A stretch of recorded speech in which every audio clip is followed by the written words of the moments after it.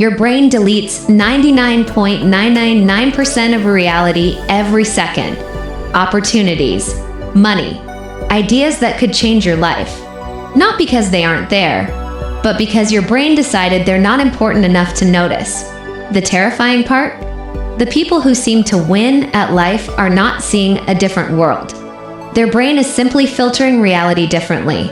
And today, I'm going to show you 4 psychological mechanisms that quietly control your results. But be careful, because once you understand level 3, you can't go back to seeing the world the same way again.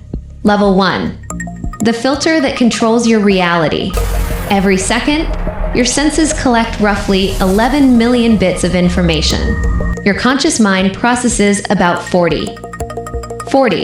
So your brain runs a powerful filtering system called the Reticular Activating System, or RAS.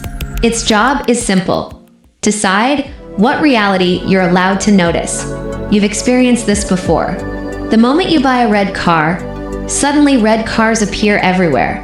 They didn't magically spawn. They were always there. Your brain just wasn't looking for them. This is where things become dangerous. Because if you train your brain to search for problems, it will find them, relentlessly. If you scan your life every morning looking for evidence that you're behind, your brain will provide unlimited proof. But when you train your mind to search for opportunities, something strange happens. The same world suddenly becomes full of them. Not because reality changed, but because your filter did. And this leads to the first rule of the metagame. Stop rehearsing the life you don't want. Start observing the world as the person who already solved the problem. Your brain will begin surfacing ideas, connections, and paths that were invisible before. This isn't motivation, it's neuroscience. Level 2. The invisible power game. Now let's talk about something most people never realize they're playing. Every social interaction has something called a frame. A frame is the invisible structure that determines who has power in a situation. And here's the rule. If you aren't controlling the frame, someone else is. Think about what happens when you walk into a room thinking, I hope they like me. In that moment, you've already placed yourself in the subordinate position. You handed the room authority over your value. But powerful people think differently. Instead of asking, do they like me?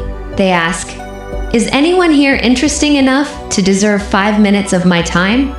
Same room, completely different power dynamic. This idea goes back nearly 2,000 years to the Roman emperor and philosopher Marcus Aurelius. He wrote that if you remove the judgment, I am hurt, the hurt itself disappears. An insult is just sound waves in the air. It only gains power if you accept the frame. And once you understand this, you start to see it everywhere. Meetings, negotiations, friendships. Influence rarely belongs to the loudest person. It belongs to the person who refuses to surrender their frame. But there's an even deeper level to this. Level 3. Why you don't have what you want. Most people don't achieve their goals for a strange reason. They worship them. And you cannot possess what you worship. You can only serve it. Think about the intimidating executive across the table. Your mind imagines them as powerful, confident, untouchable. But in reality, they're a human animal who woke up tired this morning, checked their phone in bed, and worried about a meeting they might not be ready for. The technique that dissolves this illusion is something I call biological dissection. Strip things down to their physical reality. That luxury car, metal, plastic, rubber, that impossible opportunity, just a series of conversations and decisions. When you remove the mythology around things, something powerful happens. Your heart rate slows, your thinking sharpens, and you stop performing around the outcome. You start negotiating with it. But this leads to a skill almost nobody is comfortable with. Silence. Level 4. The power of silence. Most people are terrified of silence, so they fill it. They over-explain. They justify themselves. They leak their desire through nervous enthusiasm. And the moment you leak your desire, you lose leverage. High-level influence is quiet. Strategic people are comfortable letting space exist in a conversation. because silence creates tension. And the person who can sit comfortably inside tension often controls the outcome. Think about interviews, negotiations, even everyday conversations. The person who speaks first after silence usually reveals more than they intended, which brings us to the next psychological advantage. Level 5, the SCAR rule.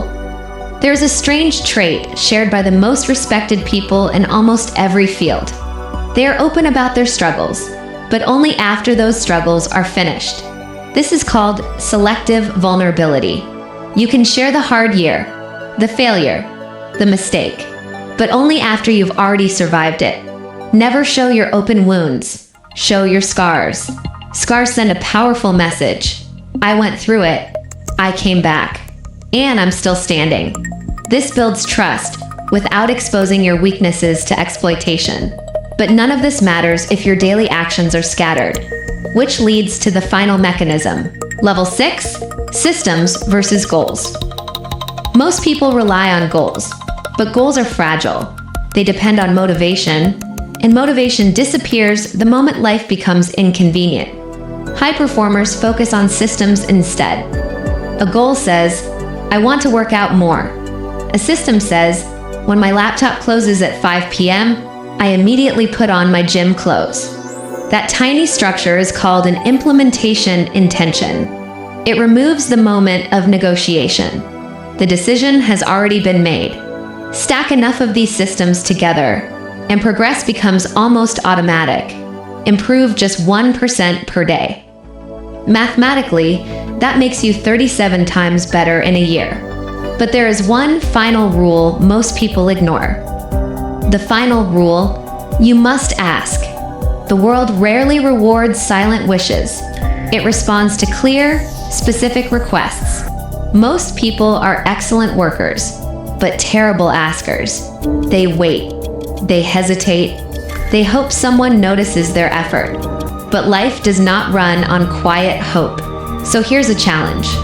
In the next 24 hours, ask for something you've been avoiding. The opportunity, the raise, the introduction.